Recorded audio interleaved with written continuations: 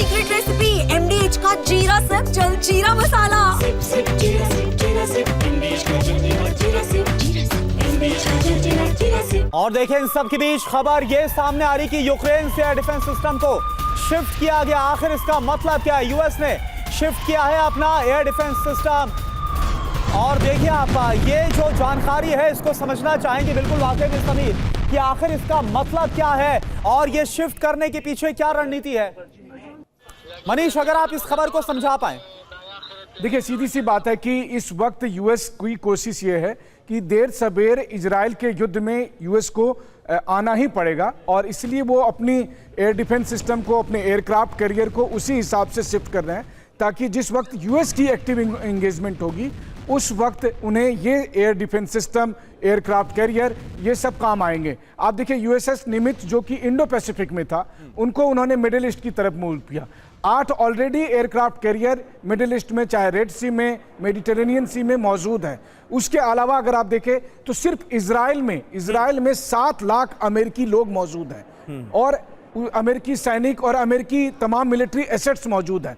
तो ऐसी स्थिति में अगर ईरान के बैलिस्टिक हमले से अगर सीधे सीधे यूएस के किसी भी डिफेंस एसेट्स को नुकसान पहुंचता है तो वैसी स्थिति में यूएस डायरेक्ट इन्वॉल्व होगा और बस उसी के हिसाब से ये सारी तैयारी। आपको ये लग रहा है कि यूएस उस स्थिति में डायरेक्ट इन्वॉल्व होगा इस जंग के अंदर? लेफ्टिनेंट जनरल कोहली, जल्दी से हमें, हमारे दर्शकों को ये बताइए कि अमेरिका का इन्वॉल्वमेंट आने वाले वक्त में किस हद तक नजर आ सकता है इस जंग में। पीछे से इजराइल को पूरा सपोर्ट तो अमेरिका का है ही। अमेरिका के दम पर ही इजराइल लगातार ईरान पर इतने बड़े हमले कर रहा है और इतना बड़ा पंगा लिया इजराइल। देखिए, इसमें कोई शक नहीं है, बिना अमेरिका के मंजूरी के और सपोर्ट के इजराइल ये युद्ध शुरू कर ही नहीं सकता जी। उनको चाहे उन्होंने फाइनेंशियल एड दी है जब से इनका हमास के साथ शुरू है, या इनके हथियार और फाइटर्स का इस्तेमाल किया जाता है, या इनको जो इंटेलिजेंस दी जाती है सैटेलाइट के थ्रू या और बाकी सोर्सेज से, वो अमेरिका ही दे रहा है, या इनका जो यूएन वगैरह में जो इनको बचाया जाता है ताकि सैंक्शन ना लगाए जाए इनके पास में। सो यूएस का इन्वॉल्वमेंट तो ऑलरेडी शुरू हो चुका है। जैसे अभी आपने बताया कि कुछ एसेट्स को, ये एयर डिफेंस एसेट्स को ये यूक्रेन से इधर शिफ्ट कर रहा है और एक निमित्त अपना एयरक्राफ्ट कैरियर और एडिशनल भेज रहा है। इन सब का एम इनका यही है कि ईरान पर प्रेशर क्रिएट किया जाए ताकि वो जल्दी से जल्दी नेगोशिएशन टेबल पर आए और इजराइल का, जहाँ पर अमेरिकन्स भी रहते हैं कुछ और इनके बेसेस भी हैं, उनका कम से कम नुकसान हो पाए। सो अमेरिका का इन्वॉल्वमेंट तो उसमें लगातार रहेगा और अमेरिका इजराइल को बचाने के लिए किसी भी हद तक जाएगा।